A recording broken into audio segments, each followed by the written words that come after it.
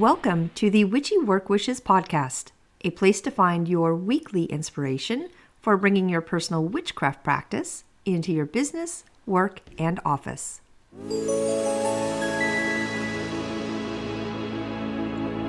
Welcome to Witchy Work Wishes, and welcome to episode number 119, Magical Gardens. Today I am getting organized, and of course I thought, well, maybe you want to get organized with me. I know that each of us are in, different parts of the country and world, and each of us have very unique weather conditions specific to our local spots. But in the Northern Hemisphere, January is January, and we need to plan our gardens now, our witchy gardens, so we can enjoy the fruits of our labor in late spring and summer. So this episode is a bit of a precursor to next week's 2025 Imbolc topic, but it really is a good place to start sowing the seeds of our intentions and creating a magical garden for renewal and growth. But first, some things I did over the weekend in my own personal witchcraft practice. I worked. I'll be honest, it was not a big witchy weekend for me. The company I own that I founded back in 2008 does bookkeeping and payroll for a bunch of the local businesses around me. I've got wineries and restaurants, construction companies. I've got retail stores, golf courses, auto shops. I've got property management companies and nonprofits. I am so lucky to have a diverse portfolio. I truly feel very, very fortunate. So January is, it's like my trifecta of the months. It's month end. January is quarter end. And January is year end, all wrapped up into 30 days of major stress, major work, and long days that have deadlines. They all have deadlines of January 31st. So if you yourself are an employee of a company, you are expecting your 2024 W-2 right now. If you have not already received it, right? So that is one of the deadlines, me and my staff have as we speak. We are getting all of our clients' W-2s ready before the due date of the 31st. But I also have sales tax returns for many of them, also due on the 31st. And of course, the dreaded 1099s. If you do not know what that is, well, it's kind of like a W-2, but for someone who is considered a contractor who, provides professional services, who's not an employee. Anyhow, this is the busiest time of the year for my practice and usually does require weekend work. And this past weekend, it was that weekend. So I don't have a bunch of magical stuff to share, honestly, other than, hey, that's a big win. Honestly, handling my business is a win. But I do have some very specific energy I wanted to share with you, something very magical about the interaction that I had with the moon on January 13th. And that interaction is why today's episode, shocker, goes a little bit long and ends the way that it does. Let me explain. So you might think this story starts on the night of January 13th, but it does not. It starts in the morning. So early in the morning with, my busy work schedule, I'm waking up about as early as I can and I get into the office as quickly as I can. So this means leaving my home when it is still dark. Now on Monday the 13th, I did just that. I was on the road about 6:20, 6:30, and heading into one of the offices, which is about a half-hour drive from where I live. Now, last week, I just did the numerology episode. Remember, and I talked about the power of the number 13. I also mentioned, the full moon that was happening on the 13th. It was a Cancer moon, and it was a wolf moon. So on the cold morning of the 13th, as I got into my warm, preheated car and headed into the office, I saw her. Still a very dark sky. I saw her. It was like, it honestly felt like it was just the middle of the night, like it was midnight. She was big, full, and calling to me on a level that I don't know if I'm going to be able to adequately explain. it's certainly not a level that I remember feeling before. So something just felt different. There was an energy that left an incredible mark on my soul. Like my soul, you guys. Hopefully I can walk you through what happened the right way. But so the full Cancer moon, right? The full wolf moon. It happened this happened quickly. It was super fast. So I was driving beneath her like luminous glow, right? And I was struck by the convergence of powerful energies, like each with its own profound significance that seemed to string a story together that was like it was meant just for me. Oh, that may sound silly, but stay with me. So first, there was the undeniable energy and magic of the number 13. It was Monday the 13th. 13 is a number of transformation and divine feminine energy. So for me, the presence of the Cancer full moon on the 13th was feeling like some type of alignment, right? A little whisper from the universe reminding me to, embrace change and trust the unseen forces that are guiding my journey. And we had the Cancer full moon. That carries its own unique vibration. Cancer, it's a water sign that is ruled by the moon. This invited deep emotional reflection, and it nurtures the part of us that kind of long for safety, for comfort and connection. So this moon on the 13th, just seemed to kind of cradle my heart, urging me to, like release emotional weight maybe that I've been carrying and kind of let my feelings flow freely. Now, as someone who often works to maintain the balance between my inner world and the demands of everyday life, this moment, again, I'm giving you lots of information, but it happened so fast. But this quick moment felt like an invitation just to step into my vulnerability and, honor the sacredness of my emotions. Okay, then we have the wolf moon, right? That energy. January's moon is traditionally named for, the wolves that howl in the cold, barren landscapes of winter, calling to their pack and asserting their presence in the stillness of the season. If you know Cancers, they are pack people. They are family people. Like their pack is so important to them. And wolves, they are a symbol of strength and loyalty and intuition. They are pack animals. They remind us to trust our instincts and to, find power in unity and perseverance. So, as I gazed to the wolf moon, I felt that primal connection to this energy. Like it was so strong, you guys. It was a sense of solidarity with the wild parts of myself that refuse to be untamed. I felt a profound connection to my pack. Actually, both packs, my family pack and my work pack. So again, this is all happening so fast. But then something, oh, you hear my crows screaming? Oh my gosh. Okay, but then something else got added. Now, my phone syncs up to my car, and my songs are in alphabetical order. So when it connects and starts to play music, it always starts with the letter A songs.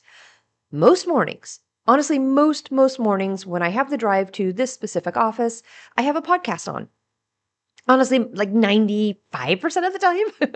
So for some reason, I didn't on the 13th. My music started to play though. But guess what happened? One song started playing right as the road turned towards the moon. So she was basically looking right at me. The song is called I Am the Day by Libera on, I think it's the Free album. There is no reason for this song to be playing. Zero chances. It starts with the letter I, but it did. And right as the road twisted just to the right spot to put that moon in my full view, the song started playing. All right, I'm going to read the words just so hopefully it can help with it. Oh, you know what? Actually, I might actually try to find the song. Okay, but let me read the words just so you get it. It's not a lot of words, but and then I'll try to find the song real fast and play it. I'm sure you guys know it. You might have it yourself, but the words are, I am the day soon to be born. I am the light before the morning. I am the night that will be dawn. I am the end and the beginning. I am the Alpha and Omega, the night and day, the first and last. Then it goes into a little cantation. Illuminosa, Immortalis, Sancta Gloriosa. It repeats a couple times, and she starts up again. I am the life soon to begin. I am the new hope in the morning. I am the darkness that will be light. I am the rising and the falling. Then she says, I am the Alpha and Omega again, the night and day, the first and last. You may know the song yourself, right? It's a great album. But of all times, of all moments, for this specific song to come on, my gosh, you guys. All right, let me find it real fast so you can get that energy. You can energy. Hold on.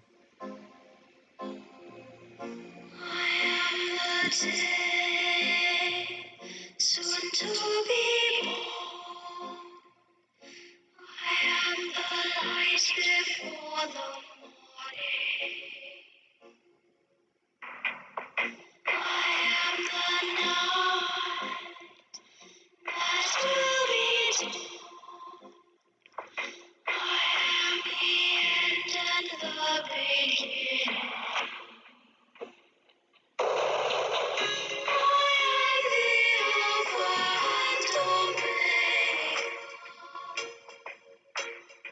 The night and day, the first and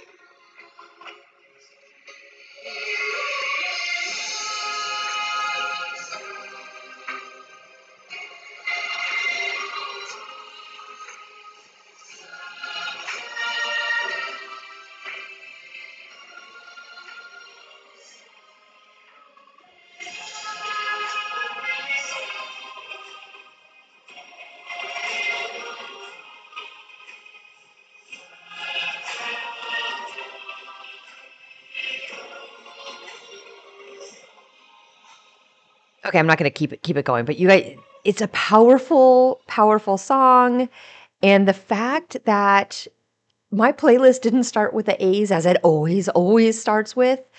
It's, I don't know, you guys, of all times, of all moments, for that specific song to come on, I started swelling up with tears. Not like sadness tears. It was so powerful of a moment for me.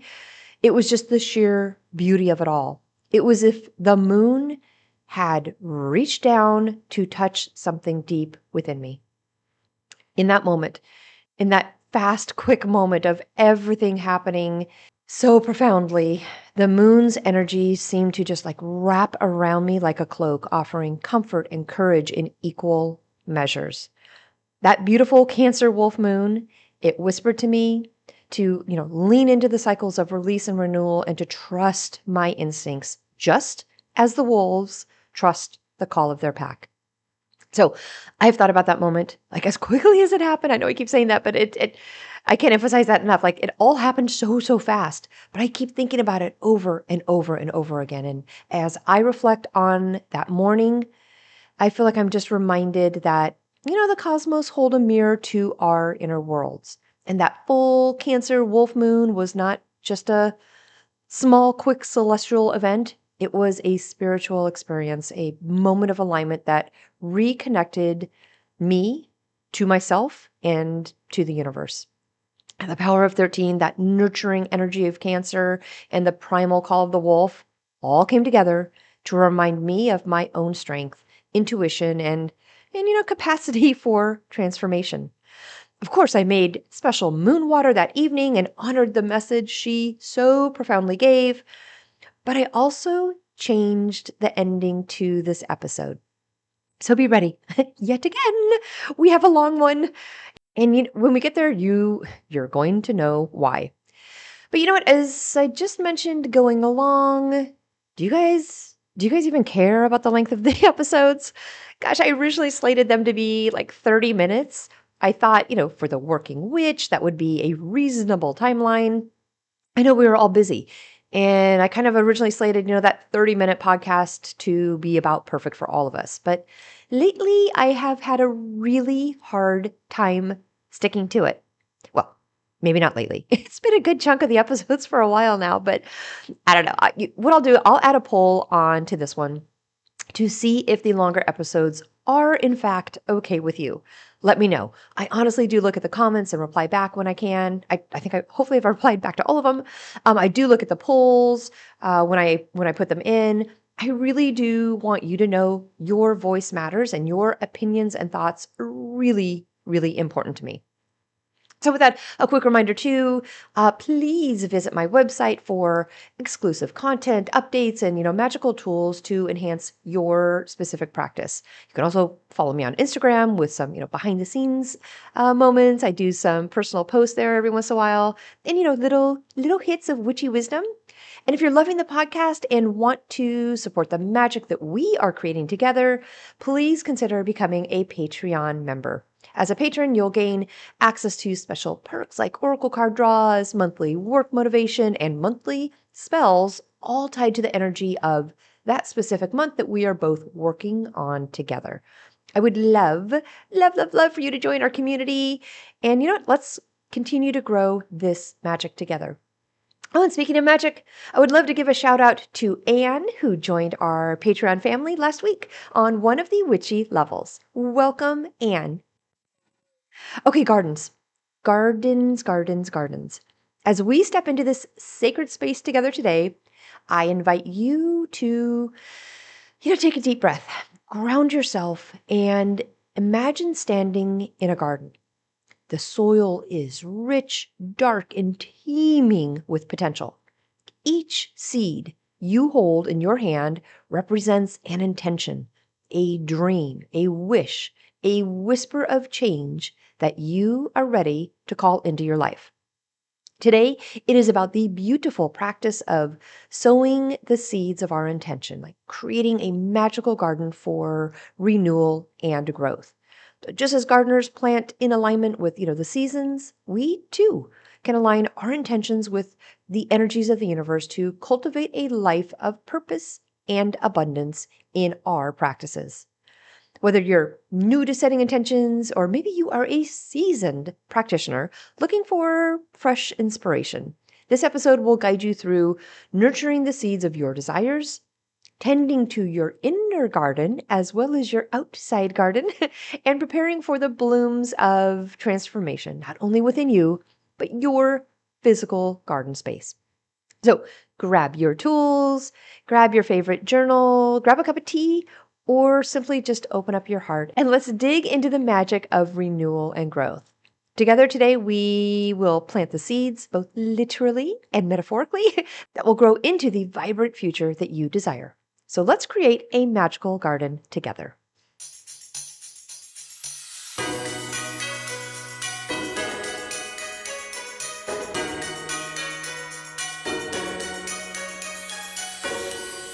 Well, Imbolc is just around the corner, and my planting and list making mind has turned towards my garden. But as I was jotting notes down and things that I wanted to do this year, I was struck with a new chord. Kind of like that ray of light, like my post a couple weeks ago that falls on a fluffy cat's fur. I wanted to really bring hope of the sun's return into my garden this spring. So today's not about Imbolc. It is about our gardens, our witchy gardens. And as I am planning, out things for me to do, I thought maybe you wanted the guidance too. I know it does not feel like spring, but if we wait to do this type of planning in March, we're going to be behind the game. So the planning time is now. And since I'm still, finishing up my goals for the year, getting them all drafted out and on paper and finalized, I really did think about Imbolc, being a time of potential and beginnings, which really, really does align the act of planting seeds with setting intentions. So I know for most of us, the celebration on our will of the year, they are big calendar items that we all track, participate in, celebrate with, do some type of activity for. So Imbolc is definitely one of them. It is not my end all be all like Beltane and Yule are, but I respect each phase our will goes through, and I'd like to acknowledge each event. I do want to say real quick, if you are thinking this episode is not for you because you personally do not have a yard or big space to garden in, I really do invite you to please stay with me. Gardening is a deeply transformative practice offering connection, growth, and healing, whether you tend to a sprawling backyard or maybe nurture a few pots on a small balcony. Now, as a witch, I've learned that gardening is more than just planting seeds and, watching them grow. It really is a ritual of intention and a dance with nature, no matter the size of the space you have. Now, for those fortunate enough to have a large garden, oh my gosh, the possibilities can feel endless. There's room to grow a diverse array of plants from, towering sunflowers to medicinal herbs like chamomile and calendula. And with this space comes the opportunity to create distinct areas for, specific energies like you could have a corner for vegetables that feed the body, a patch of wildflowers that draw in pollinators and lift the spirit, or a little patch of, like, an herb garden dedicated to magical workings. Large gardens can become entire ecosystems. They are amazing. And they offer a home not only to plants, but also to birds and bees and other creatures that bring vitality and balance to the space. However, that said, even the most expansive gardens begin with a single plant. The act of breaking ground, tending, to the soil and nurturing growth is deeply, deeply symbolic of planting intentions and cultivating change in our lives. In a larger space, these intentions can grow and intertwine, creating that tapestry of interconnected energies that transform the land and the gardener alike. But again, if you only have that small balcony, maybe you don't even have a balcony, maybe you have a windowsill. The magic of gardening doesn't diminish with space. In fact, tending to plants in a smaller area can teach us the value of intention and focus. A single pot of rosemary on a windowsill can fill a home with its protective and cleansing energy. A small, tiny collection of potted herbs like lavender for calm and thyme for courage and basil for abundance can become a living spell, infusing your space with their vibrant energies. Balcony gardening, in particular, it can create an intimate connection with nature. Every plant becomes a cherished companion, and their care feels deeply personal. Watching a single tomato plant thrive in a container or seeing a pot of marigolds burst into bloom can bring immense joy and a sense of accomplishment. In these small spaces, gardening becomes really an exercise in mindfulness, teaching us to appreciate every little inch of green and every little moment of growth. So, no matter the size of the space, gardening offers profound benefits. It grounds us in the cycles of nature, reminding us of the rhythms of life, death, and renewal. It provides an outlet for creativity. As we design spaces that reflect our intentions and desires, it provides an outlet for creativity too, as we design spaces that truly reflect our intentions and desires. Most importantly, though, it fosters a sense of connection to the earth, to ourselves, and to the life that we nurture. So, whether you're planting an expansive vegetable garden or tending to a few pots on your balcony, the act of gardening really is powerful magic. It's an opportunity to bring life into the world, to set intentions and watch them grow, and, to find beauty in the process of transformation. With a little soil, a bit of sunlight, and a lot of love, even these smallest gardens can become a sanctuary of growth, healing, and magic. So no matter what size your garden itself is, your balcony has room for your potted plants or what your shelf will allow. This episode is going to be for you. Now, as a witch, Imbolc certainly holds a special place in my heart. It is the point in the year when the deep slumber of winter kind of begins to give way to whispers of spring. It is a liminal time, a space of potential and beginnings, and its energy is one that I do look forward to each year. The days are still short, the nights are still long, but somewhere beneath the frozen earth, life is stirring. This is the time when I turn my focus to seeds, both physical and metaphorical, as tools for manifesting the year ahead. All right, now the act of planting a seed, is, or maybe not obvious, but it is deeply symbolic. In each tiny capsule lies infinite potential.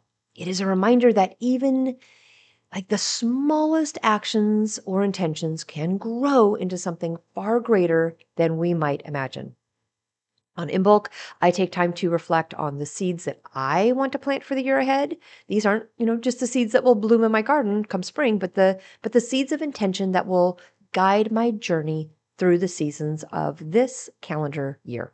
So I begin my Imbolc ritual with preparation, just as a gardener prepares the soil, I prepare my sacred space. I cleanse it with smoke from, rosemary. I might do cedar this year. Those are herbs, though, known for their purifying and protective qualities. I light candles in honor of Bridget, and the goddess of poetry, healing, and smithcraft, whose festival is celebrated literally at this time of year. Imbolc is her time. Those flames, though, the flames of the candle, fire pit, hearth, whatever you're doing, they can be a reminder of the warmth and the light that is soon going to return to the land, even if winter is still heavily lingering in your area. So for me, though, the space that I prepare, I settle in with my tools, a bowl of rich soil, a handful of seeds, and my journal. Now, the soil is going to feel cool and grounding. It definitely connects me to the earth's steady rhythm. And it reminds me that while planting is certainly an act of hope, it also requires patience. Growth cannot be rushed. It really does unfold in its own time. So I like to take a seed and hold it in my palm, like closing my eyes and focusing on its energy. What intention do I wish to infuse it with? Maybe this year it's going to be the courage to embrace change. I've said that to just about everybody I've talked with on how we are foreseeing 2025. And for me, I think it's going to be a bunch of changes. So maybe that's it. Maybe that's what I focus on this year. Or maybe it's going to be, the resolve to pursue a creative project. Maybe it's going to be the commitment to nurture my well-being. Either way, as I whisper this intention into the seed, I try to feel like a sense of connection, like not just to the seed itself, but to, the cycles of life that it represents. So when the intention feels strong and clear, I press the seed into the soil. Now, each seed I plant is some type of promise that I make to myself as well, like a commitment to tend to my dreams with care and attention. I know that some seeds may take longer to sprout than others. Some may need to be planted deeper, right? And others may require more light. Whatever it is, I think about the beauty of working with nature. It teaches me, honestly, just to honor the unique needs and timeliness of each intention. So after planting the seeds, I usually sit quietly, hands resting on the soil, and meditate on the year ahead. I visualize my intentions growing, not just as, those abstract ideas, but as true, tangible realities. What does it feel like to live in alignment with these intentions? What does it look like to bring them to fruition? So these are the steps that help me just stay connected to my goals, even when challenges arise, and we know damn well they will. All right, Imbolc. It also reminds me that beginnings are sacred. They may not come with that fanfare of dramatic change. Often they're going to be really quiet and unassuming, like that little seed lying dormant in the earth. But within them lies immense power. By aligning my intentions with the energy of this season, I really do feel like I'm tapping into those natural cycles of renewal and growth. And just as the earth it begins to stir beneath the snow, so too do my dreams begin to awaken.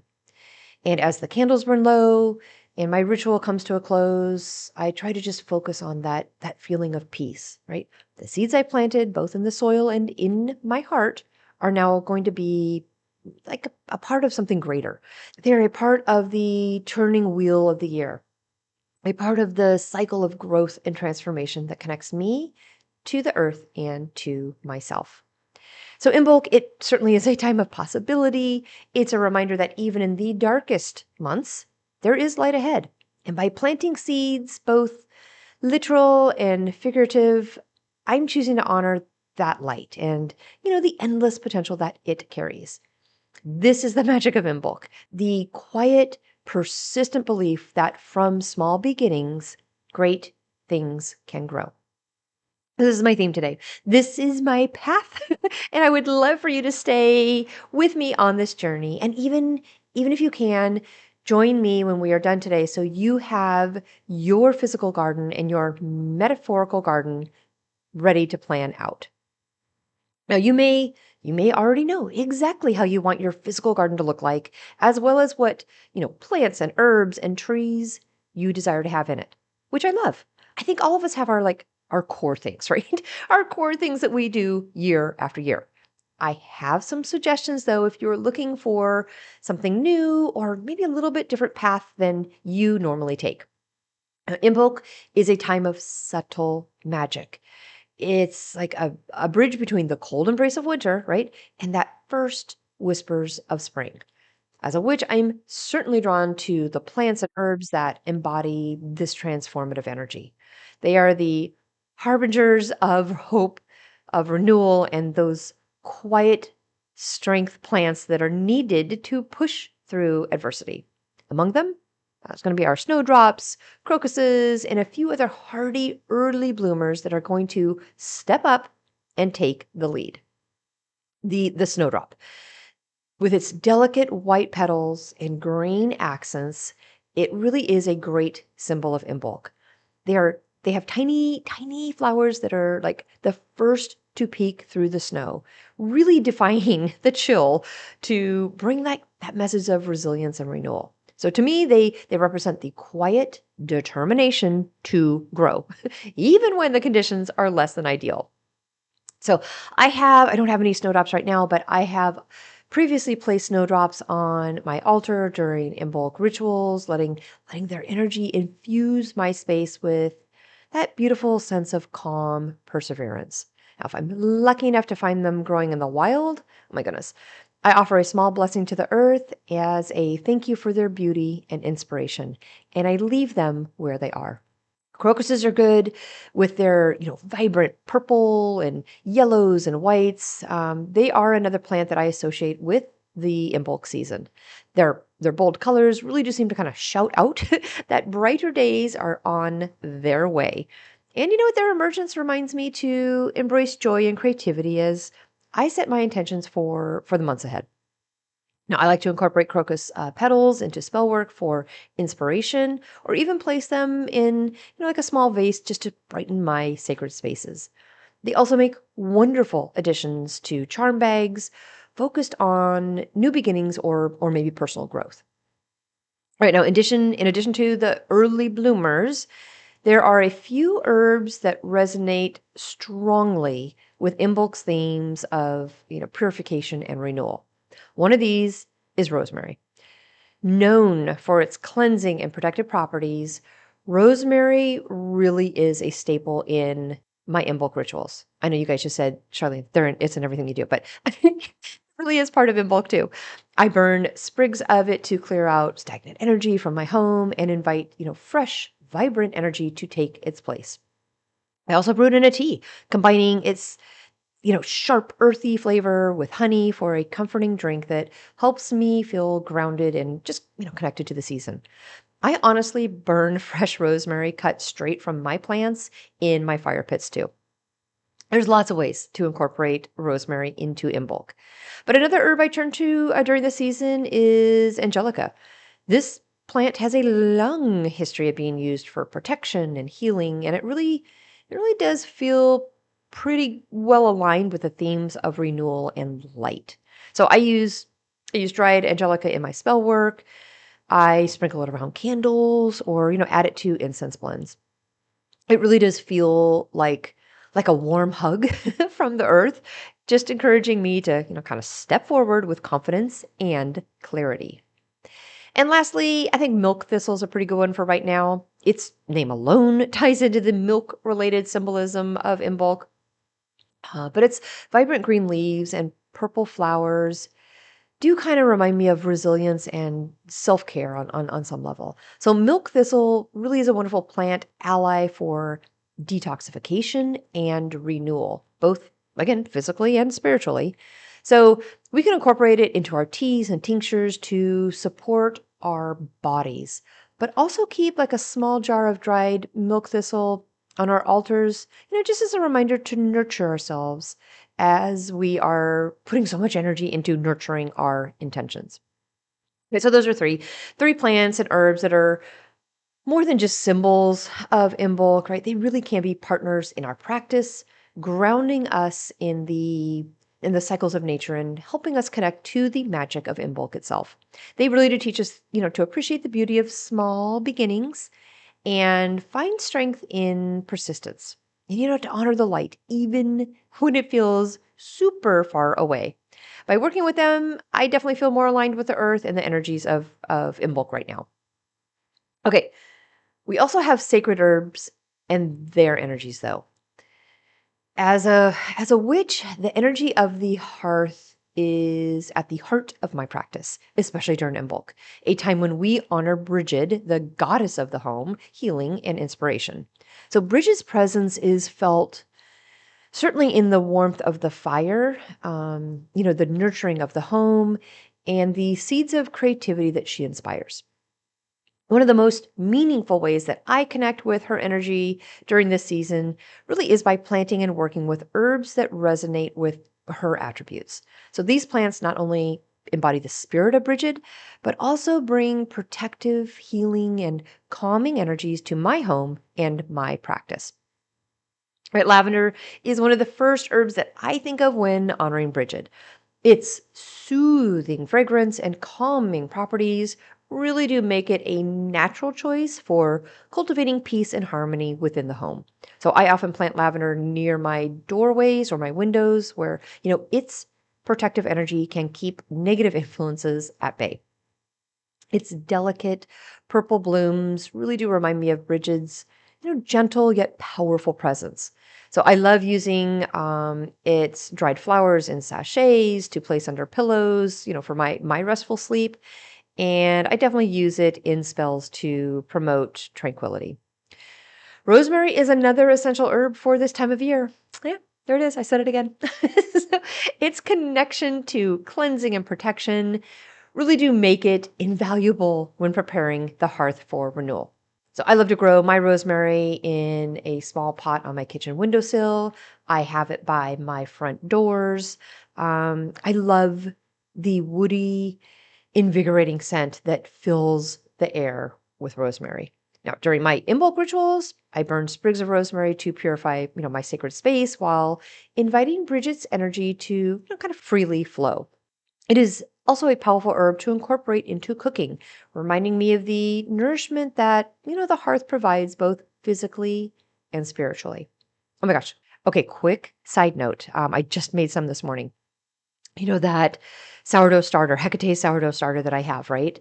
So I use the discard.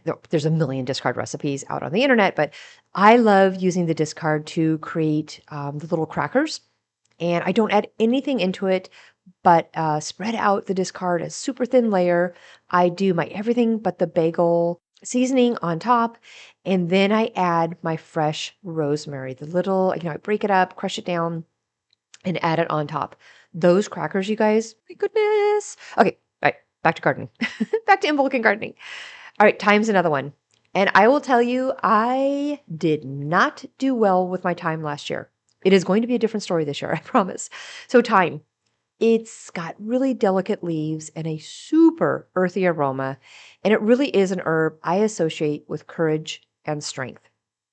It feels like a quiet nod to Brigid's fiery aspect as the goddess of the forge. So I plant my thyme in my garden or, add it to small herbal bundles hung near the hearth to inspire confidence and vitality. It is also a key ingredient in protective charms, which offers that little layer of security to my home and my family.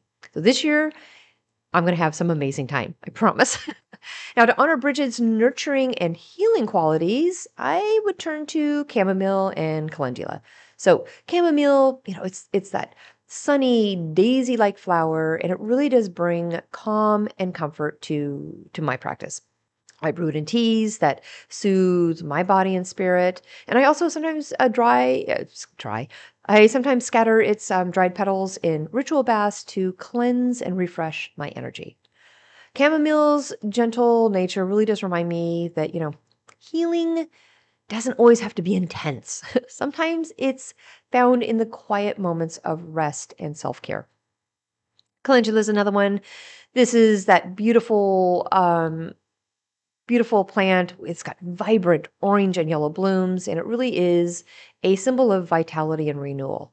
It is known for its skin healing properties, and it really does embody like that nurturing energy of the hearth and that promise that brighter days will come. So I have not done a lot of planting with calendula, but if you do, it's going to need sunny spots in your garden. It really will be a cheerful presence and that lifts your spirits. But dried calendula petals, I do work with those often. They just find their way into my candles. I did some candle workings with those over the holidays. They can go into salves, but they infuse whatever we are doing with that warmth and vitality of the sun. So those are some herbs that I think will really help create a sacred connection to Bridget and the hearth and, create that place of safety, inspiration, and renewal for you. Now, as I work with them during Imbolc, I feel a profound sense of alignment with the season's energy. Planting these herbs really can become a ritual in itself, like a way of, in setting intentions for protection and healing and growth for the months that are coming. Now, these specific herbs may not be ones you personally want to work with, but I do encourage you to explore the magic of these herbs in your practice in some way, shape, or form, especially this time of year. Now, whether you're planting them in your garden, maybe you can use them in your spells, or maybe just simply, honestly, appreciate their presence in your home. They are going to carry the essence of Bridget and the nurturing spirit of Imbolc. In their leaves, flowers, and roots, we can find the power to heal, to protect, and honestly, to create. It's a power that reminds us of the enduring magic of the hearth and the goddess who inspires us to tend to it with love and care. All right, let's see. Before I get into some general timelines and specific plantings that we could do, or should at least think about soon, I would love to talk about our garden rituals and magic in our practices. Blasting the garden is going to be one of the most sacred and meaningful rituals I think that we can perform as a witch, especially as the season begins to turn. Now, at Imbolc, when the earth begins to stir from its winter slumber, it feels especially powerful to honor the land and prepare it for the planting season ahead. So this ritual, it not only nurtures the physical soil, but it also infuses the garden with intention and protection and the vibrant energy of renewal. So one of my favorite ways to bless my garden space is by creating a Bridget's cross to hang near the entrance. This is, it's a traditional symbol of Bridget, and it's basically woven from straw or rushes, and it is a powerful talisman of protection and prosperity for our gardens. So as I weave the cross, I try to focus on my intentions for the garden, right? Abundance and growth and harmony. Once complete, I hang it in the garden to act as a guardian, inviting Bridget's blessings to watch over the space throughout the year. Now, if you happen to be lucky enough to live in an area that gets a winter snow, yes, I said it, a great Imbolc ritual involves using melted snow to water the soil or seeds. Snow is deeply tied to the seasons of Imbolc, representing both, that quiet stillness of winter and the promise of life-giving water as it melts. So gathering snow and allowing it to transform into water mirrors the process of potential turning into action. As you pour this water into the garden, visualize the energy of the season flowing into the earth, awakening it to new possibilities. With each drop, infuse the soil with gratitude and a sense of sacred connection to nature cycles. Now, I do not live in an area that gets snow. If I did, I promise you I would capture a bunch of snow, let it melt, and then use that snow just as I mentioned. Now, when planting seeds or, preparing the garden soil, I will often just somewhat naturally make it a meditative practice. I begin by taking a few deep breaths, by grounding myself and connecting to the land. As I plant each seed, I try to hold it in my hand for even if it's a small, tiny moment, and I whisper my intentions into it. This might, again, be a wish for abundance. Maybe it's a wish for protection when I plant my rosemary. Maybe it's a wish for creativity. Whatever qualities I want to nurture in my life alongside the plants. So I find that chanting a simple spell or affirmation as I work helps weave those intentions into the very fabric of the garden. Phrases like, with this seed, I sow growth and joy. Or maybe say, may this soil bring forth abundance and peace. Something that carries my energy into the earth. Marking the garden with sigils is another way that we can bring intention and magic into the space. I create sigils for protection, abundance, or harmony, either by carving them into stones or drawing them directly into the soil. These symbols act as magical anchors, if you will, like holding my intention steady as the plants grow. Sometimes I use natural materials like twigs or flower petals to, form the sigils, blending them seamlessly into the garden's aesthetic. Before leaving the garden, I do like to just take a moment, just a quick moment if it is, to offer gratitude to the land. I might leave a small offering, a piece of bread, a sprinkle of herbs, something for my crows to come and eat, a bit of milk, something as a gesture of thanks for the earth's generosity. So standing quietly, I feel the energy of the space, imagining it glowing with the intentions that I've just set. This closing moment really helps me align with the garden's energy and, trust in the magic of the work that I've just done. I think for most of us, blessing the garden, again, in some form or fashion, it's more than just a ritual. It's a partnership with nature. It's about honoring the land, aligning with its cycles, and imbuing it with the magic of our intentions. Through practices like weaving bridges, crosses, using melted snow if you were luckily enough to have it, planting with purpose, and marking our spaces with sigils, we create a sacred connection to the earth and its infinite potential. So as the seasons unfold, these blessings grow alongside the plants, right? Enriching not only the garden, but also us, those who tend to it. There is unique magic in grounding, in feeling connected to the earth beneath our feet and the life all around us. For me, the garden is truly one of the most perfect sanctuaries for this practice. Actually, I stand corrected.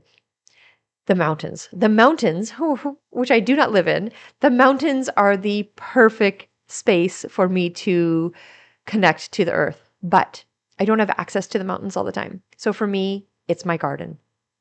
And it is more than just a collection of plants. It really is a sacred space where I can root myself in the present moment and find balance amidst the chaos of my daily life.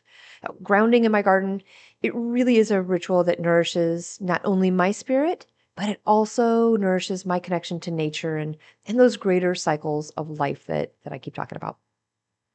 So when I step out into my garden, I usually take a quick pause. Honestly, if I can take my shoes off, right? Let my feet sink into the soil or the cool grass.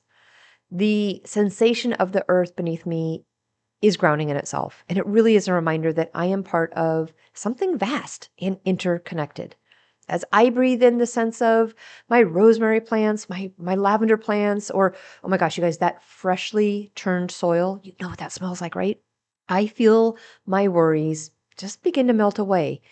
They are replaced by a calm sense of belonging. So the act of gardening, I think it is grounding in its own right, right? Digging the soil, planting the seeds, or simply tending to the plants really does allow me to engage with the natural world in a tactile way. My hands covered in dirt feel like a direct connection to the earth's energy. It is a physical reminder that life, growth, and renewal come from the simplest things. There is something profoundly meditative about these small, tiny acts.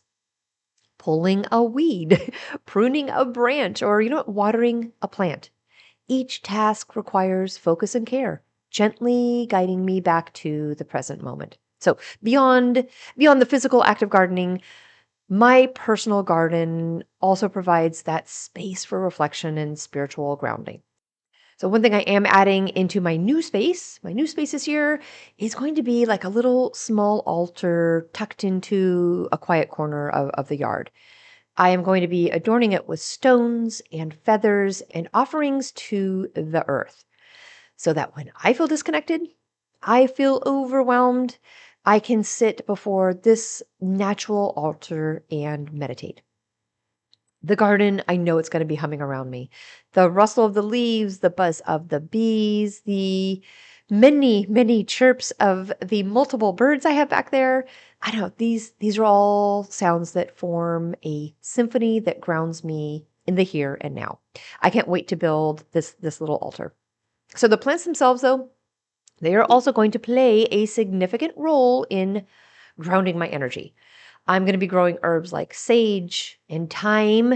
It's going to happen. It's going to happen this year. I'm going to grow herbs like sage and thyme, which are, known for their protective and calming properties. Sitting near them or, brushing my fingers along their leaves and releasing their soothing aromas is going to help center my mind and spirit. The vegetables and flowers that I'm going to be growing are going to be there to help remind me of the cycles of life, right? The patience required to sow, the care needed to tend, and the joy of harvesting them. This awareness of cycles mirrors my own life, right? And it reminds me to embrace the ebb and flow of existence. So gardening in my garden is not just about finding calm. That's amazing. But it's also about cultivating a relationship with the earth. It reminds me of my place in the web of life and the importance of nurturing both the land and myself. This connection is reciprocal. It is. As I care for my garden, it is going to care for me, offering a space of peace, creativity, and renewal. So even these smallest gardens, you guys, can do this. It is magic that is accessible. Again, whether you have that sprawling backyard or maybe just a few pots on a balcony or one pot in your windowsill, the act of grounding through this gardening process can be transformative. It doesn't take much. Just a moment of mindfulness, a connection to the soil, and an openness to the energy of the earth. So in a world, I think, that pulls us in countless directions, I know, in a world that is pulling me right now in countless directions, my garden offers a sanctuary where I can return to myself. Grounding in this space is a reminder that we are not separate from nature, but we are an integral part of it. And I think through this connection, we find strength, balance, and a deeper understanding of the magic that exists in the world and within ourselves. All right, do you guys want to do? I've talked a lot about grounding here. Do you guys want to do a quick grounding exercise with me? Even if you don't have time right now, come back to this spot and see if it helps you later. If you can't find a quiet space, or maybe you're doing something that requires your full attention, like you're driving, just save this episode and come back later. Let's do a witchy grounding exercise that really is rooted in the earth's energy. So take a moment to settle. Whether you're sitting in your favorite chair, maybe you're standing barefoot in your garden, or maybe you're simply pausing amidst a busy day. Let's do this grounding exercise together to help you connect deeply with the earth and your inner self. Okay, find your space. Close your eyes if it feels safe to do so. Take a deep breath in through your nose and let it out slowly through your mouth. Feel your body begin to relax, releasing tension with every inhale and every exhale. Let your shoulders drop and your muscles soften. Imagine the surface beneath you transforming into rich, dark soil. If you're standing or sitting, picture your feet or your body sinking gently into the earth as if you are becoming part of it. Feel the cool, grounding energy of the soil envelop you, holding you steady and safe. Visualize roots extending from the soles of your feet or from the base of your spine if you're sitting. These roots are strong but flexible. They are reaching deep, deep into the earth. See them pushing through layers of soil, wrapping around stones, and intertwining with the vast network of life below. With every breath, your roots grow deeper and are more connected. Now imagine the earth's energy as a warm golden light. As you inhale, picture this light traveling up through your roots, rising slowly into your body. Feel it entering your feet, moving up your legs, filling your core, and spreading throughout your entire being. This energy is nurturing and grounding, balancing your spirit and renewing your strength. As you exhale, picture any stress, tension, or negative energy leaving your body through your roots. See it flowing back to the earth, where it is transformed into neutral, fertile energy.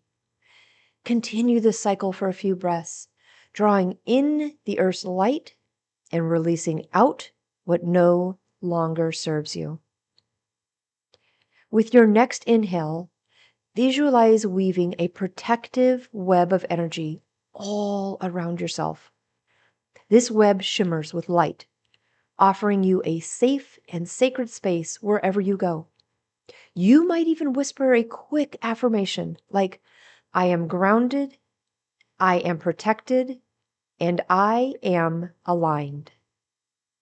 Slowly bring your awareness back to the present moment. Wiggle your fingers and toes, and when you're ready, open your eyes and take a deep breath. Thank the earth for holding and supporting you, and carry this grounded energy with you throughout your day. All right, this is a grounding technique that is a reminder that you are always, always, always connected to Earth's strength. No matter where you are rooted, resilient, and ready to go. And it's a great exercise to do in your own personal garden, no matter how big or how small it physically is. All right, you guys, thank you for doing that exercise with me. But let's get our hands dirty. You ready? Let's talk about our 2025 gardens. So as the days slowly begin to lengthen and that chill of winter starts to retreat, the promise of spring stirs within us. For gardeners, this is an especially magical time, a season of that anticipation and potential. Planting your garden early is not just about being prepared. It's about aligning yourself with the rhythm of nature, cultivating intention, and setting the stage for growth in both your garden and your life. All right, now the beauty of early garden planning lies in its ability to ignite your imagination. So even as the ground remains frozen for most people in the northern hemisphere, your mind can begin to, till the soil a possibility. What do you dream of growing this year? Maybe it's vibrant tomatoes ripening under the sun. Maybe it's fragrant lavender swaying in the breeze. Or how about some crisp lettuce ready for summer salads? By planning ahead, you allow these visions to take root and gain clarity. The act of envisioning your garden is the first step in bringing it to life. So planning early also empowers you to make thoughtful choices. Instead of, rushing to grab whatever seeds or plants are available at the last minute, you have time to research and select varieties that resonate with your goals. Maybe you want to grow herbs for magical or and medicinal purposes. Maybe you want flowers that attract those pollinators we talked about, or vegetables that are going to thrive in your specific climate. Early preparation gives you the luxury of choice, ensuring that your garden is a true reflection of your intentions this year. But you know what? There is also a practical benefit to starting early, and that is organization. Creating a garden plan allows you to, kind of map out your space, considering factors like sunlight and soil quality and companion planting. So by sketching out where you want each plant to be, you'll have a clear blueprint of sorts, to follow when the time comes to dig. This forethought not only saves time and effort, but also sets your plants up for success. I promise, a well organized garden is a thriving garden. But planning early isn't going to be just about the logistics. It really is a chance to connect with the cycles of the earth. So even if the ground is outside, still cold and unyielding, the act of planning reminds us that growth is always possible. It's a practice of hope and renewal. It is a way to align your energy with the season's quiet promise of transformation. So, by preparing now, you are saying to yourself and to the universe, I am ready for growth. Early planning also, though, gives you the time to gather the tools and the resources that you will need. From maybe it's outsourcing organic seeds to preparing your soil. These tasks are much easier to accomplish when you're not like racing against the clock. Perhaps you'll want to start seedlings indoors, right? Watching them sprout and grow as you wait for the weather to warm. These are small steps, but they really do help build momentum, turning your dream garden into a tangible reality. Now, for me, early gardening planning is a ritual of intention. I sit with my favorite notebook, sketching out ideas, jotting down plant names, and imagining the colors and scents that are going to fill my space. I love to kind of mirror that same project I listed when, mapping out your 2025 goals. I do the same thing. I light a candle to honor the, season's energy, and I whisper my hopes into the flame, letting it carry my intentions into the ether. This process grounds me. It reminds me that just as the earth prepares for its awakening, so too can I prepare for my own season of growth. So as winter lingers, like I know it is, don't wait. Please do not wait for the first signs of spring to begin your gardening journey. Take this time to dream and to plan and to set your intentions. The garden you envision today will become the sanctuary that you nurture tomorrow. So by starting early, you give yourself the gift of readiness, ensuring that when the time comes to plant, you are prepared, not only with the tools and the seeds, but honestly with a heart full of purpose and excitement. Your garden, your personal garden, is a reflection of you. It is a testament to your creativity, your care, and your connection to the earth. So start planning now and watch as the seeds of your intentions grow into a vibrant, flourishing reality.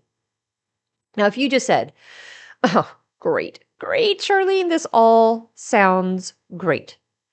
But what should I start with?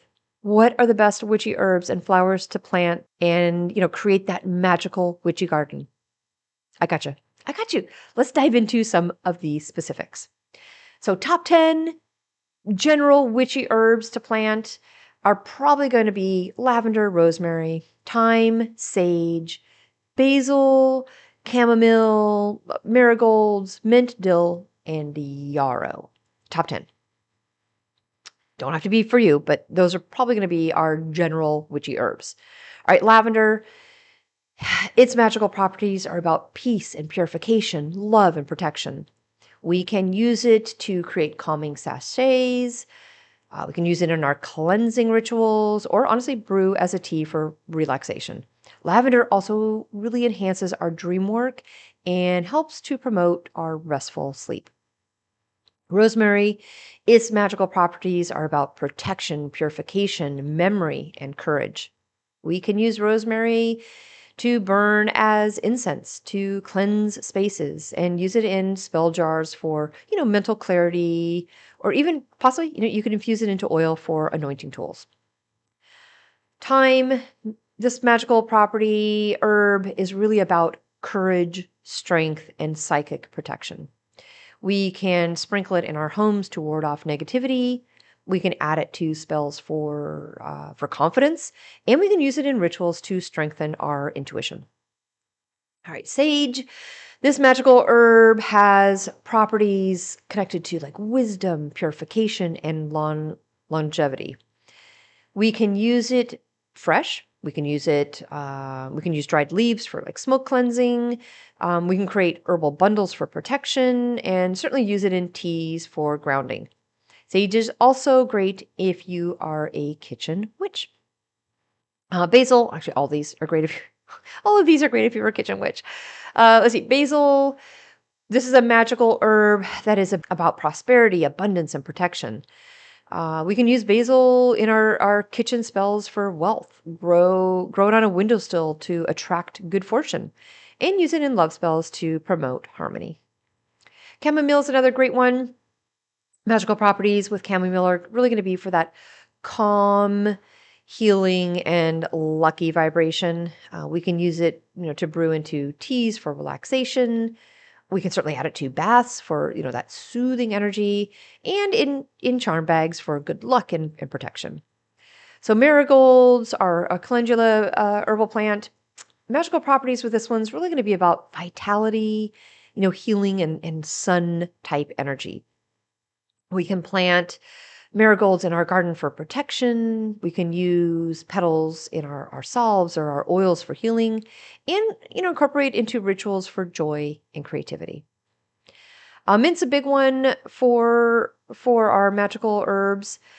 Prosperities here are going to be about properties here. There was a Freudian slip. Properties here are going to be about prosperity, protection, and clarity. We can use fresh leaves in our spells for financial growth. We can add it to water for, cleansing rituals, or brew into a tea just to kind of refresh your energy. If you are planting mint, please plant it in a pot. It will take over your entire yard if you don't. Let's see, dill's another magical herb. Properties here are going to be focused on protection, prosperity, and luck. We can hang dill in our home to ward off negativity. We can use dill in charm bags for abundance, and add it to food to, kind of bless our meals with protective energy. Yarrow is a good one. Magical properties with yarrow really are going to focus on like courage, love, and healing. We can use it in rituals to strengthen emotional resilience. Add it to bathwater for self-love, or, plant it in our gardens to promote harmony. Now, tips for planting and nurturing. Timing's a big one. Actually, it's a huge one. Most of these herbs thrive when planted after the last frost. So research your specific needs of each of those herbs that I just mentioned, to ensure they thrive in your climate. Intentions would be a big tip I would give for planting and nurturing. So, as you plant each herb, take a moment to infuse it with your intentions. Say something, speak your wishes, or, visualize the energy that you want the herb to embody. And then placement's a big tip. Consider companion planting. I don't know if you guys know about that one, but, and sun requirements for sure. So example, rosemary loves full sun, while chamomile thrives in partial shade. So you got to know your herbs. You've got to do the research to ensure your garden thrives. These herbs, though, the 10 that I just mentioned, they are not only going to bring magic to your practice, but they also enrich your home and garden with their beauty and their versatility. So we also have some herbs that I would say are more on the dark side of our witchy magic, right? I pulled 6. If you are looking for this type of work, that's going to be mugwort, which is pretty versatile, and then 5 decently poisonous plants like belladonna, mandrake, hemlock, foxglove, and datura. For these, We must plan ahead. Like there's no last minute stuff with this one at all. You will not find these, maybe mugwort. You might find mugwort, but the other 5 herbs I just mentioned, you are going to have to special order them. So if you want these more dark witchy herbs in your garden, plan, plan, plan. All right, mugwort. Muggy mug. I mentioned muggy mug in many, many episodes. Magical properties. This really is our psychic enhancement herb. It is good for dream work, protection work, and divination work. Mugwort is a cornerstone in witchcraft. I'll speak for myself. Mugwort is a cornerstone in my craft. So it is often used to enhance dreams and visions. It is burned as incense in rituals. It is brewed into teas for divination purposes. And it is added to dream pillows to, encourage lucid dreaming. Mugwort is also used to cleanse tools and spaces and even cleanse the body before magical work. Precautions with muggy mug. While it is not as toxic as, some of the other plants I listed, it should still be used with caution. Excessive internal consumption can lead to health issues, particularly for pregnant individuals, as it can stimulate uterine contractions.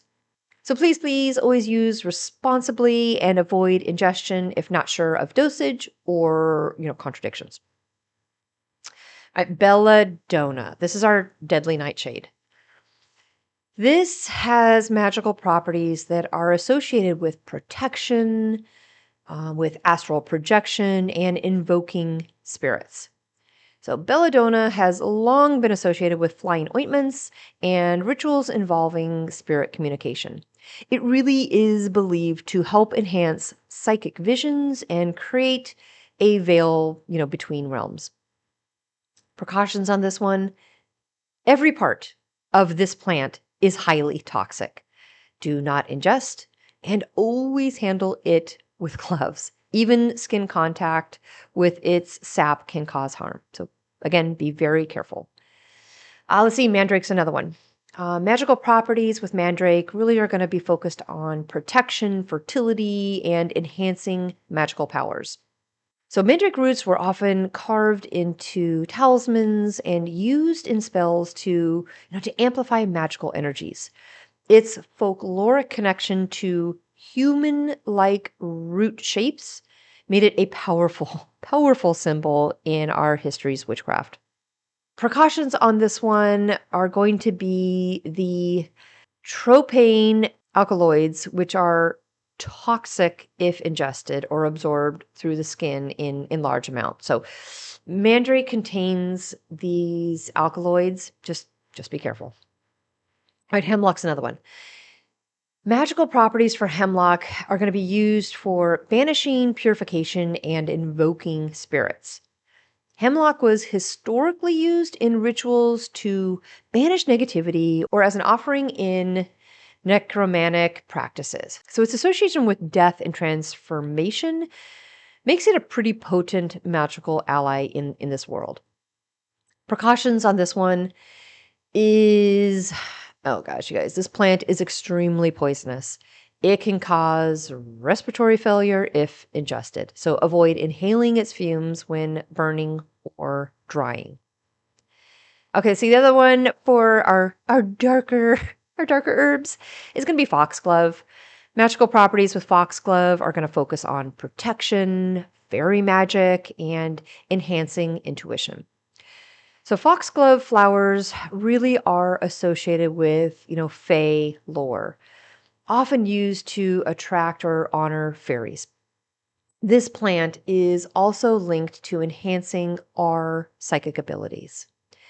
So precautions on this one is going to be that foxglove contains digitalis, which can cause heart failure if ingested. So even handling the plant can be risky if cuts or open wounds are present on your hands. Be careful. All of these, be careful. All right, Datura is another one, the last one that I pulled. This is called the Devil's Trumpet. Magical properties with Datura is going to really be like dream work, astral projection, and transformation. So the The devil's trumpet, seeds, and flowers have been historically used in rituals to, kind of induce that trance state or to connect with spirits. So it is sometimes incorporated into flying ointments for its hallucinogenic properties. Precautions on datura or devil's trumpet, it is highly toxic. Even small amounts can cause severe hallucinations, severe respiratory issues, or death. So its effects are unpredictable and dangerous. Please be careful. So my disclaimer with these 6 herbs, maybe not mugwort, but certainly the 5 that are super poisonous and dangerous. Always use gloves when working with these plants and keep them away from pets and children. Avoid ingestion. These herbs are not safe for consumption. They should never be used in teas and tinctures or oils that may come into contact with the skin or mucous membranes. Respect and research. Right? Poisonous herbs demand deep respect and thorough knowledge. So if you're new to working with plants, start with safer options and avoid handling toxic species. Right. I know these herbs can carry powerful magical energies, but they really are best used more symbolically or in non-contact spell work, unless you are highly trained in their own unique handlings and risks. Okay, let's move on to a lighter topic, right? Let's go over some shrubs and trees and those beautiful flowering plants for a witch's garden. So trees and shrubs are essential elements in our garden's space, permitting, of course, right? Offering protection, energy, and a strong connection to nature cycles. So I think top 6 shrubs or trees are going to be willow, oak, elder, birch, rowan, and hawthorn. So with willow, this one has really beautiful magical properties of intuition, healing, and water magic. It is popular because it really is known as the tree of the moon. So the willow embodies feminine energy and is perfect for divination or dream work. It is especially suited for gardens near water. Oak is a big one. Magical properties of oak, oh my gosh, it's truly about strength and protection and wisdom. It is popular because it really is revered as a sacred tree in many traditions. The oak is a symbol of power and honestly endurance. It creates a grounding space in the garden. Elder's a big one. Magical properties with elder are going to focus on protection, healing, and fairy magic. It is popular because it is associated with the fae and magical folk. So the elder is considered that gateway between worlds. Its berries and flowers are used in spells, teas, and a lot of healing remedies. Birch is another big one. That one has magical properties that are associated with new beginnings, purification, and protection. It's popular because birch is linked to rebirth and fresh starts. Its light silvery bark reflects the moon's energy, making it a favorite, no spoiler alert, but favorite for lunar rituals. Rowan's a big one. Rowan's magical properties are going to focus on, protection, psychic power, and connecting with the divine. It's popular because it really is known as the witch's tree. So rowan is believed to ward off evil spirits, and its berries are often used in protective charms. But hawthorn's another good one. The magical properties of hawthorn are going to be focused on love, protection, and fairy magic. It's popular because it really is sacred to many traditions. Hawthorn is often planted near homes for protection and is said to be a favorite of fairies. Now, as far as some more of the shrubs and bushes go, top are probably going to be like juniper, holly, blackthorn, hydrangeas, and bay laurel. Juniper, that's going to grab protection, cleansing, and prosperity energy. It is often used to ward off negativity and purify our spaces. Its berries, super cute though, right? Those can be used in incense or in charm bags. Holly is going to bring us protection, balance, and help with our dream work. This is really sacred to the winter solstice. Holly is a symbol of resilience and balance, and its evergreen leaves really offer year round energy. A blackthorn brings us protection, banishing, and transformation energy. It is really a powerful shrub for defensive magic and is often planted as like a protective barrier. Hydrangeas are nice in our gardens. This really is going to bring hex breaking properties, emotional balance, and beauty. Hydrangeas are often used in rituals to, create harmony in relationships and to remove lingering negative energy. And bay laurel, we all need bay leaves in our yard, right? Bay laurel is really about protection, divination, and wisdom. I think bay leaves are a staple in most of our practices, certainly in witchcraft for spells, particularly for wishes, clarity, and protection. All right, we can get super creative with these guys, to make our space, our personal spaces, a sacred witch's garden. Think about adding some personal touches though. Sacred circle, right? You could plant trees like rowan or birch in a circular pattern to create a sacred space for rituals. For your hedges, create some boundaries, right? Use protective shrubs like juniper or holly as living fences to ward off negativity and, kind of define the garden's perimeter. Think about dual seasons when creating your space. Select evergreen trees like yew or holly for year-round energy, and then pair them with deciduous options like the oak or elder for more seasonal magic. And then think about a space for offerings and gratitude. I love to do something, leave something like water, flowers, food even at the base of trees and shrubs to honor their presence and energy. These trees and shrubs create a magical, protective, and vibrant space, making any witch's garden a place of enchantment and connection. I do want to grab some flowers though, some flowering plants for our magical gardens in case you're interested in those. I'm going to grab 10 top 10 that are going to bring some unique energy and beauty while helping us to enhance our spell work and our spiritual practices. First one's going to be roses. Roses can bring properties of like love and beauty, protection, and divination. The petals are really perfect for love spells, for offerings, or rituals involving self care. Different colors have different magical correspondences, right? Go back to your color magic on this one. Red for passion, white for purity. But, think about what energy you want to bring if you're going to plant rose bushes. Foxglove's a good one, right? This one we want to think about protection, fey magic, and intuition. Foxglove is highly associated with the Fey realm. And it really does invite fairy energy into the garden, which I love, love, love, love. Now, traditionally, it is planted for protection and, enhancing psychic abilities. Jasmine's a beautiful one. Magical properties here are going to be, like love, dreams, and moon energy, lunar energy. We can use jasmine's fragrant flowers for dream work and divination. But, those beautiful jasmine blooms are often used in spells to enhance romantic energy or, some type of connection to lunar magic. Lilac's a nice one. Protection, banishing, spiritual awakening.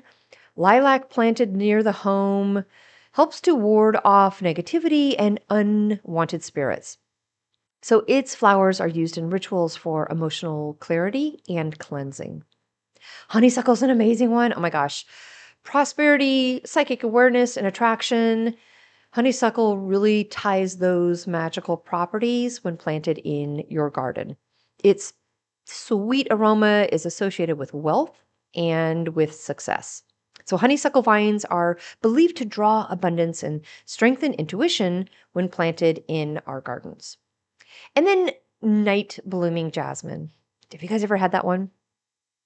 This jasmine, specific type of jasmine, brings in magical properties that have high lunar energy, strong psychic protection, and very strong dream enhancement energies. So it is known for its intoxicating fragrance. This night blooming jasmine plant is used in nighttime rituals to enhance lunar connection and, protect against psychic attacks. Moon plants. Since I mentioned quite a few here, here's the change to my ending. I did on my original draft had it kind of wrapped up here, and I know we are long, you guys. I'm so sorry. We've got to be close to an hour and a half now. Here's my change though. I was not originally going to add this, but after the interaction I had with the moon on the 13th, well, here we are. And if you are really into lunar magic, creating a moon-based nighttime garden would be amazing and really is a magical way for us to connect with the moon's energy. So I really do want to add this specific type of garden into today's conversation because of the powerful full moon, the powerful full Cancer wolf moon interaction that I had on the 13th. It just feels like something I need to do. So a garden like this, a moon garden, would be designed to come alive under moonlight. It would feature flowers and plants that glow in the dark, release their fragrances at night, and align with lunar energies. So if you can stay with me, I know this is going long. If you can stay with me, I would love to talk about that concept a little bit because I think it would be extremely magical to create. First, we need moonlight bloomers. We need to select flowers and plants that bloom at night or have like light colored blossoms that kind of reflect moonlight. So popular choices here are going to be the moonflower. This is a large, white, fragrant plant that blooms open at dusk. We've got evening primrose. These are yellow flowers that bloom in the evening and have a sweet, beautiful scent. Night blooming jasmine that I just talked about. This is a fragrant shrub that releases its aroma at night. White datura. I talked about datura earlier. Trumpet-shaped flowers associated with moon magic. There's silver dust. This is a silvery foliage that shimmers under moonlight. Lamb's ear, if you guys know what that is, that is a soft, velvety leaf that glows softly in dim light. And then gardenias. Oh my gosh, they're beautiful. They smell amazing. These are creamy white blossoms with like a heavenly scent, perfect for lunar energy. We would also want to, if you want to do a moon garden, we would also want to incorporate lunar symbols. We want to plant herbs, flowers, and foliage that are going to be tied to the moon and her phases.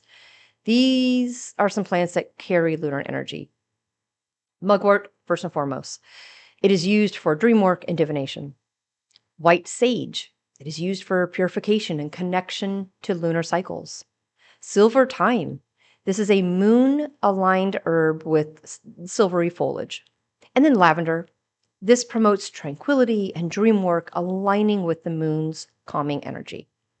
Now, for a moon garden, I think we would definitely want to focus on and embrace some fragrance, right? So fragrant plants that release their scents at night and add to that mystical ambiance. Night phlox, often called midnight candy. This would be good for its sweet nighttime fragrance. Honeysuckle, it's a climbing vine that I mentioned earlier. It attracts pollinators like moths under moonlight. And then tuberose is an intensely fragrant, blooming plant that comes alive in the evening. But we also probably need to add some reflective surfaces, right? Something that helps to enhance the moonlight glow in our gardens. This could be a small mirror, or gosh, maybe a mirrored gazing ball. That would be perfect. Incorporate silver or white stones, though, something to catch and reflect the moonlight. And then I would also use a bird bath or a small pond to reflect the moon, creating that mesmerizing effect. So when planning out a moon garden, which clearly I'm going to be doing now, I think I would also think about design with color and contrast, right? Moon gardens are going to want a pretty pale and silvery palette to amplify the moon's energy. So I would think about white, cream, pale yellow, and silvery, foliage plants. Dark green, dark purple plants, those are going to help create contrast and that depth. And they're going to help kind of enhance the brightness of the lighter bloomers. And then finally, if you have the space to do it, create some type of magical pathway. This one I'm going to be doing as well. Design a pathway that guides you through the garden under the moonlight. So line paths with glowing or pale stones, right? Use solar powered lights that emit a soft glow, kind of mimicking the moonlight. And then plant low growing, reflective plants like lamb's ear along the edges. All right, if this sounds good to you and you're like, all right, Charlene, I'm in, this is my garden. I would add, if I can, one more thing. Align with the moon's phases. So plan your planting and rituals in accordance with the moon's phases. So new moon, plant seeds or seedlings that represent intentions for growth and renewal. Waxing moon, focus on like fast growing plants or those you want to flourish.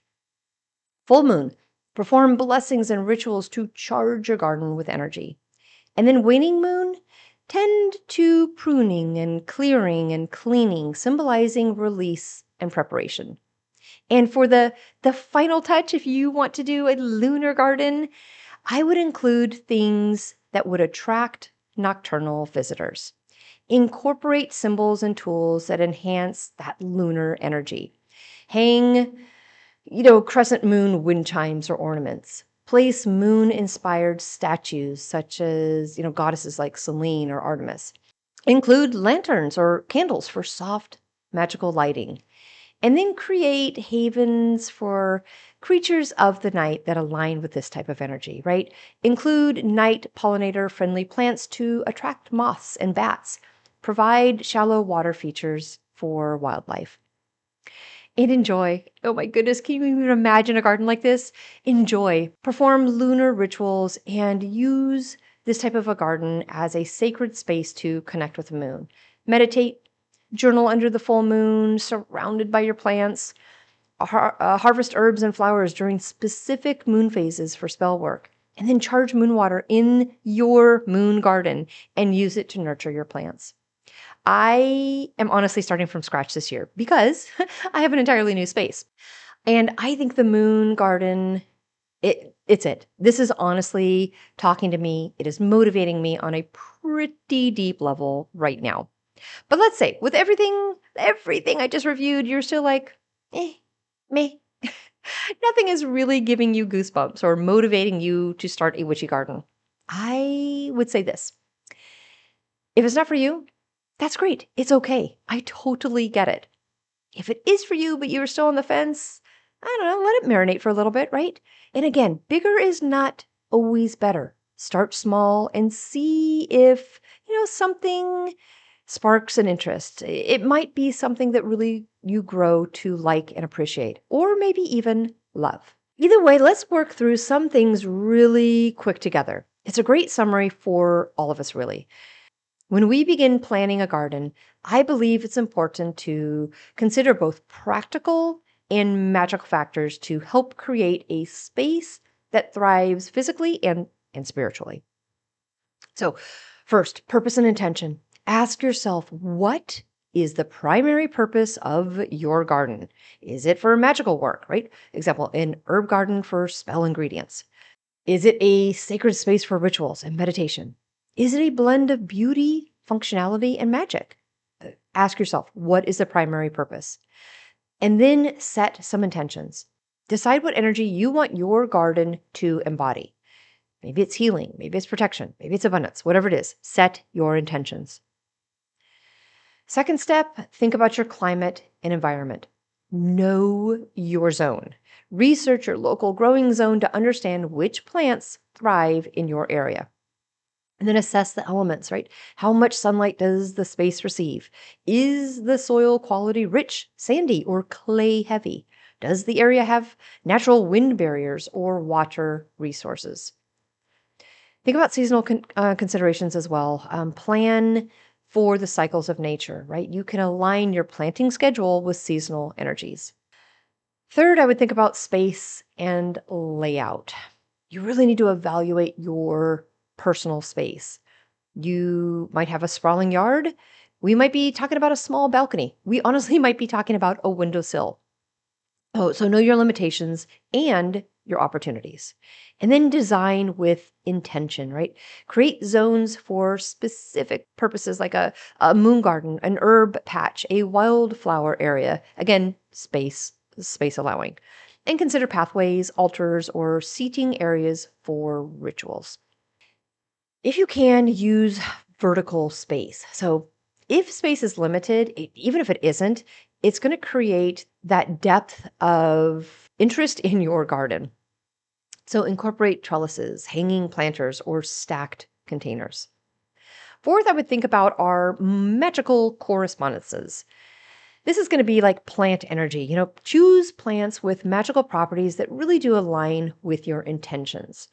I know I gave a bunch of examples in today's episode, but lavender for peace and healing, rosemary for protection and memory, hawthorn for fairy magic and balance. Whatever it is, think about what you want those magical correspondences to be in your specific garden. And then think about moon phases too. That is a magical way to incorporate that energy into your plants. Plan certain planting activities to correspond with the moon's energy, right? Sow seeds during the waxing moon for growth, things like that. Fifth, I would do practicality and maintenance type planning. Be honest about how much time you can dedicate to planting, watering, and weeding. Start with hardy plants, right? Start with something easy, low maintenance, if you really are not into gardening. And then ensure you have the right tools, the right soil amendments, and access to water for your own garden's needs. Six, I would think about wildlife and our ecosystems. Include plants that attract bees if you can, butterflies and birds. They really like lavender, sunflowers, and echinacea. Think about companion planting. I mentioned that earlier, but use plant pairings to naturally deter pests and promote growth. Like planting basil near tomatoes helps with this. And then respect your local environment. Avoid invasive species and focus on native plants to support the local ecosystem. Think about energy flow too, right? There are circular patterns, there are spirals or other symbolic shapes that we can place into our garden layouts that really are going to enhance its spiritual energy. Feng Shui, if you're into that, arrange plants and features to promote balance and harmonious energy flow. And then, I mentioned I'm going to be adding a specific corner in my garden for like an outside earthy garden altar space. This would be really fun to do. Something in a corner or maybe even central area, like just for offerings, rituals, or meditative work. And then eighth, some type of connection to deities or spirits. You guys know me, I'm trying to be better with deity work. Spirits, definitely, I've had that my whole life. Something like sacred offerings, right? Consider planting flowers or herbs associated with specific deities, spirits, or ancestors that you wish to honor. Trees as guardians is a big one with this one, right? Plant protective trees like oak or elder or yew to anchor your garden's spiritual energy. Ninth, I've got sustainability. This is really going to be about like eco-friendly practices, right? We can use organic methods to enrich the soil and protect plants, avoiding those synthetic pesticides or fertilizers. Composting is a nice one. If you have a garden space that allows it, you can create a compost bin to recycle kitchen scraps and garden waste. And then water conservation. I'm personally live in California. We are constantly reminded of this one, especially if you guys know the fires that are happening here right now and all the issues. I don't want to get I don't want to tap on that, but water conservation for me is a big one. So consider rain barrels or drought tolerant plants if you live in an arid region. And then last, I would think about personal connection, right? Think about a garden that feels like you. Incorporate colors and scents and shapes that resonate with your personal aesthetic energy. And then think about meditating and journaling. If you can have that type of time spent in your personal garden, think about envisioning your ideal garden and how it aligns with your magical and personal goals. Oh my gosh, I know this episode is going long, but real fast. If I can quickly talk about bringing this type of garden magic into our offices, jobs, and corporate world. Can we have a witchy garden in the office? Yes. Yes, we can. It's just going to be on a smaller, like much smaller scale. Creating an office garden can bring positive energy. There's my crows again. Can you hear them? Oh my gosh. I've got all the doors and I've got all the doors and windows shut, but hopefully creating an office garden can bring positive energy, improve focus, and infuse your workspace with magical vibes. I don't want to repeat everything we just went over, so here are some quick tips for a witchy office garden. First, choose low maintenance magical plants. Snake plant, that's about protection, resilience, grounding energy. Aloe vera is about healing and soothing vibes. You could do rosemary, a little rosemary plant, cleansing and mental clarity. Small lavender plant, calming energy, stress relief, and pothos. Pothos, pothos, pothos. I have them everywhere in my offices. They are about prosperity and abundance. Use enchanted pots or containers. Paint sigils, symbols, or words of intentions on the pots. Use colors aligned with your goals, right? Green for growth, blue for calm. We'll go back to your color magic on that one. Incorporate crystals. Place small crystals in the soil of your office plants or maybe around the pots, right? Clear quartz amplifies energy and intention. Amethyst is going to encourage calm and focus. Citrine, it attracts abundance and success. And then infuse the soil with intentions. We can bring this type of gardening into our corporate worlds by mixing in moon charged water or sprinkling dried herbs like basil or chamomile into the soil while visualizing our goals. And then add personal touches, right? Hang tiny charms or pendants on plant stems. Use miniature, like garden decor, like little fairy statues or small totems. And keep it discreet. I know corporate worlds aren't super open for us having a whole bunch of personal stuff at our desks or in the office, but you could choose subtle magical items like a small carved runestone tucked into a planter or use neutral colored containers for that professional look. And then create a care ritual. Water your plants with intention. Speak little affirmations like, as you grow, so does my focus and my success. And then prune with gratitude, right? Thanking the plant for its energy. My crows are screaming outside. I love this. And then placement matters with bringing gardening into our corporate worlds, right? Put plants near your desk to absorb negative energy and just enhance the flow of positivity. Consider that feng shui again if that's something you use. When you first walk into a room, place greenery in the southeast for wealth or in the east for health. All right, I know that's quick, but I always do like to tie in my own personal witchy work wishes with the topic as often as I can. And I'm always working on ways to bring my witchcraft practice energy into my corporate world. So those are some quick tips that you can use to cultivate a magical and energizing office garden that supports your workday and witchy practice. All right, final thoughts. One, thank you for staying with me this long. By starting a witch's garden, let's see, it's an act of co-creation with nature. It is a blend of careful planning and intuitive connection. By aligning your intentions with the land and its needs, you'll create a space that's not only beautiful, but also brimming with magic, energy, and life. It is more than just planting flowers or planting herbs. It's an act of devotion, a living testament to your intentions, and a sacred partnership with the forces of life itself. When you plant a witchy garden, you are creating and crafting a space that mirrors your inner world. Each seed you place in the soil carries your hopes and dreams and energy. So as you nurture your plants, you nurture yourself, finding balance and renewal in the rhythm of tending and growing. The act of gardening becomes that meditative process, a spell cast over time with patience and care, yielding not just blooms and harvests, but peace and transformation. Your garden is a reflection of your spirit and your practice. Whether it's, a sprawling sanctuary full of towering trees and abundant herbs, or a simple, small collection of pots on a sunny windowsill, its energy holds power. Each plant becomes a partner in your magic.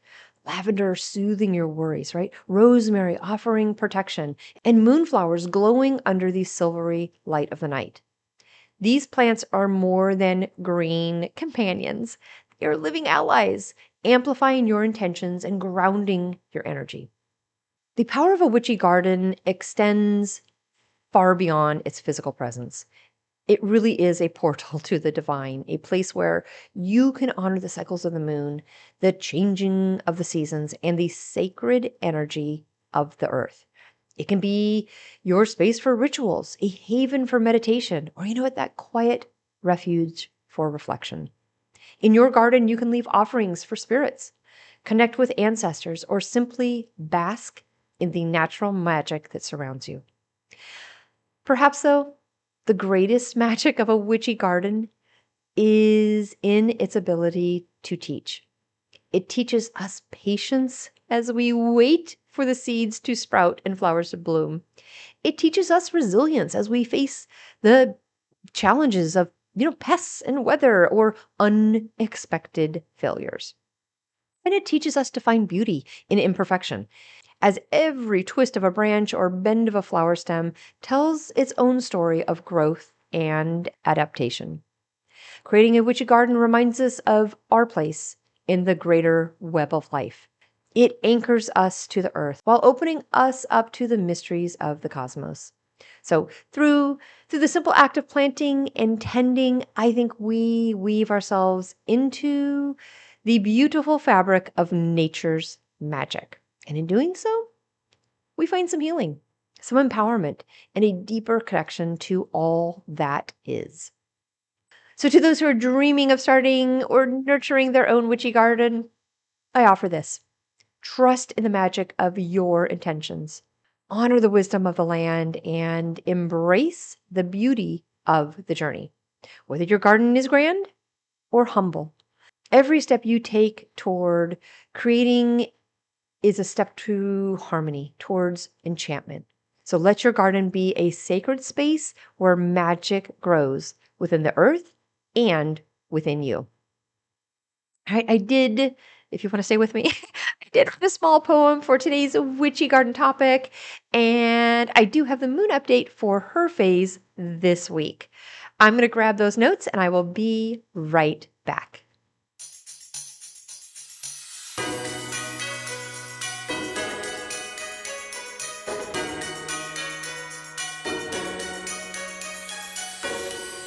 All right, I kind of ran out of time to write a long poem. So it's a short poem, but it's cute and it definitely is on point for our witchy garden vibes today. And it goes. Beneath the moon's soft silver glow, in sacred soil the magic grows. With seeds of hope and roots of dreams, a garden blooms in moonlight beams. Lavender whisper, rosemary stands, guardian herbs in watchful bands. Petals of jasmine, soft and white, hold secrets born of starry night. Each leaf a spell, each bloom a prayer, a tapestry of love and of care. In this garden, witches weave, magic lives where hearts believe. Okay, do we have time? Do we have time for a moon update? Real quick, real quick. She is in her last quarter phase right now. And I know that's not a term I use often, but it is basically another way to say she is waning. The last quarter phase of the moon marks a pivotal point in the lunar cycle. It occurs roughly 3 weeks after the new moon and a week before the next new moon. And during this phase, the moon appears as a half circle with its left side illuminated in the northern hemisphere. So, energetically, the waning moon, the last quarter phase she's in right now, it is all about release, reflection, and preparation. So, this phase encourages us to release what no longer serves us. It is the perfect time to evaluate what isn't aligning with our goals, our intentions, or our well being. So, letting go might mean, breaking old habits, shedding emotional baggage, or honestly, cutting ties with limiting beliefs. As the moon's light wanes right now, it signals a time to slow down and reflect on the lessons of the current lunar cycle. What have you learned since the new moon? What progress have you made? And where have you, maybe faced some challenges? Use this phase to integrate those lessons before starting all over again with the next cycle. And the last quarter moon is really a moment for, reassessment, right? You might revise unfinished projects, reconsider plans, or prepare to pivot if something hasn't worked out as expected. It definitely is a time to find closure, right? Tying up those loose ends and clearing the slate for the new moon's energy of renewal. The moon, the waning moon, really does invite a kind of a gentler, quieter energy for all of us right now. So use this phase to rest, recharge, and honor your body's needs for restoration. This preparation really does ensure that you are ready to set new intentions when the next lunar cycle begins. So, magical practices, if you're looking to do something, right now as this airs and our last quarter moon is here, think about banishing rituals, right? Perform spells or rituals to release negativity, bad habits, or unwanted influences. You could do some cleansing, right? Cleanse your home, altar, maybe tools to remove stagnant energy. You could do a gratitude practice, right? Reflect on what you've achieved and express gratitude for the lessons learned. Journaling's always good, right? Write about what you are letting go of and what you've gained from this lunar cycle. And then shadow work, I typically focus on that more as we get closer to the dark moon. So think more towards the weekend, dive into inner exploration to understand and release emotional blockages. All right, last quarter moon. It offers a powerful opportunity for closure and transformation. And by working with its energy right now, you can clear space for new beginnings, align yourself more fully with your intentions. Okay, my friends, my witchy family, if you are still here, thank you, thank you, thank you. Next week is actually all about Imbolc. I know I touched on some things today, but I am diving all the way in next week, right before Imbolc actually happens. I'm coming in right under the wire on this one, but I really wanted to have today devoted to all of our magical gardens, which really does walk us right into Imbolc energy of February 1st. So come back next week. I will be talking about this wonderful celebration on our Wheel of the Year. I'll be talking about Bridget and her sacred flame. I will be talking about the power of milk and dairy with Imbolc and the amazing rituals of candle magic and light during this celebration. I hope you have an amazing weekend. Thank you for staying with me so long, and I will talk with you next week.